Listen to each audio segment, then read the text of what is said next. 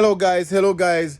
So I'm going to try and make this as quick as possible. So last night I didn't sleep because I didn't sleep well because I just have the Ukrainians on my mind, praying for them and just hoping that all this will go away, guys. Because I mean, it's to me it's pointless. To me it is uncalled for. It's pointless, and I think that we need to step up and do something to help the situation. And I understand that a lot of people will say, well, it's not our duty to fight other people's battle, or it's not other people to get involved in other people's war. But guys, there's not a battle if it's just one person fighting it. There's not a battle if there's not a war if it's just one person pushing and wanting power. There's not a war, right? Guys, so right now the Ukrainians, as the reporters are saying, that they don't know anything about war. They're peaceful people, everyday people. More than 50 or 60% of them are Christians, guys. So they are peaceful people. And right now, guys, us here in America who say that, oh, we're Christians and we're doing this and we're this and we're that, and we love to do the right thing. Guys, I think it's not a matter of stepping up to say we're going to fight other people's battle. It's a matter of doing the right thing. So many people you talk to day in and day out, how we know how to do the right thing. Now is the chance and the opportunity to do the right thing, guys. And you cannot be a leader. You cannot be a leader if you bully people into what you want, or if you steal to get to where you are, if you lie to get to where you are, or if you fight or kill people to get to where you are, or manipulate people or brainwash people to get to where you are. You can't be a leader. That's not a leader. You're still a cheat and a liar and a thief, because that's how you get to where you are. And guys, no wonder why when you see people of that nature that does things like these get to where they are and get to that position or that post, things are chaotic because they have no clue about leading or doing anything of any good nature to lead or to get people to where they need to be. And so, guys, it's the same thing right now what's happening with Putin. I mean, you cannot fight people to get what they want. What you gonna do with it? Let's say you get the whole world. What you gonna do with it? I mean, what can you do with it? You're not gonna live longer.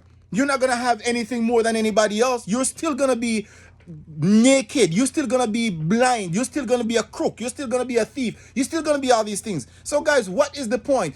Like I said, a great leader leads. And here's the thing about a leader, guys. A leader, people fear you in the sense, not being afraid of you, but respect you. So they come to you and they offer up everything they have. They give you everything because they themselves can see what you have to offer as a leader, as a guider, as a protector, guys, as the head. They can see what you have to offer. Now, if you can manipulate people into doing that, you still are nowhere. You're still at the bottom of the pile. Because guess what? When the time comes for you to do what you need to do to get the people, to lift them up, you can't do it because you have no clue how you got to where you are anyways.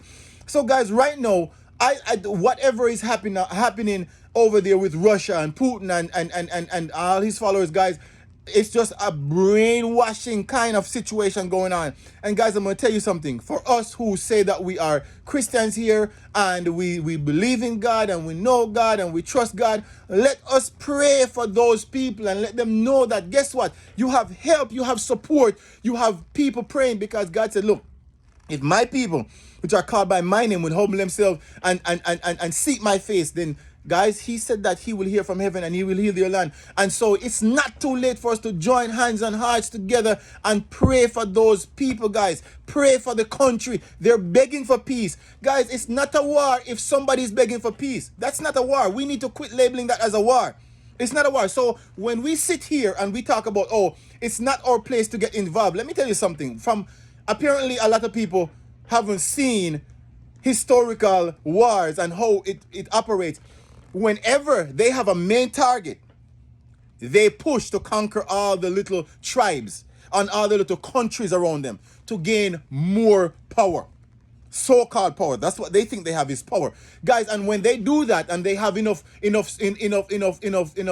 firepower or enough soldiers and their army expands, then after a while they can target whoever their main target is. Now, let me tell you something.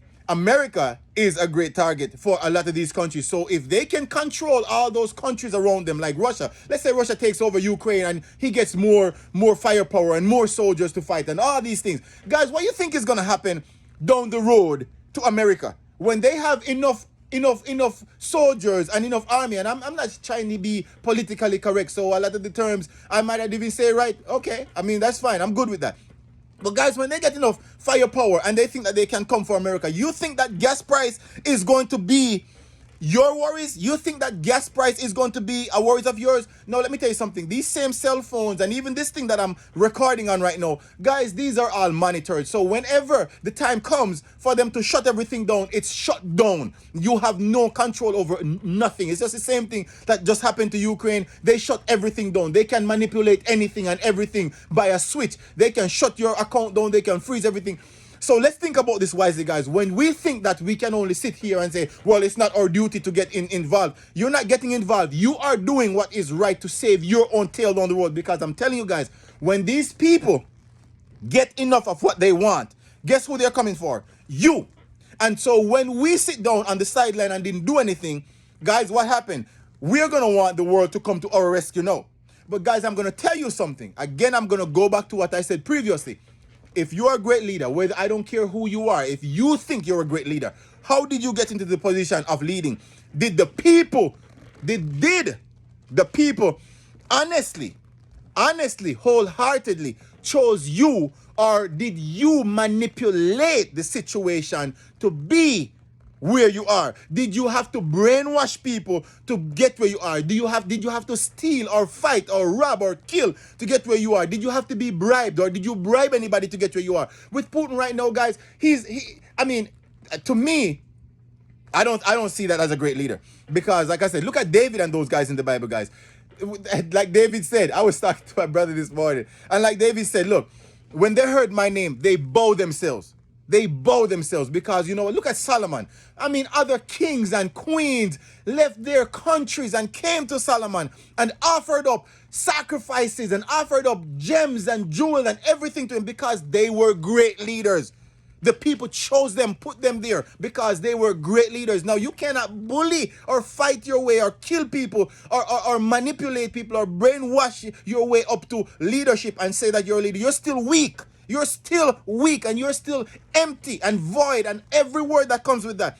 I don't have to call you names, but I don't have to call you any name. I don't have to say you're crook or you're this. Because guys, when you lay in bed at night and you're by yourself, thinking by yourself, or whoever those leaders are, they know whatever is going on. You and I might not know, but they know what they just did today so they can get to where they are. And that still make you weak within yourself. You can't lie to yourself. So with all what's going on, Putin wants Ukraine. What's he going to do with it? Tell me what's he going to do with it. He gets the whole world. What's he going to do with it? Is he going to live forever? I mean, look at all those guys that died back. Look at Hitler and all those. I mean, look at what did they gain from all that? Nothing, because it couldn't help them.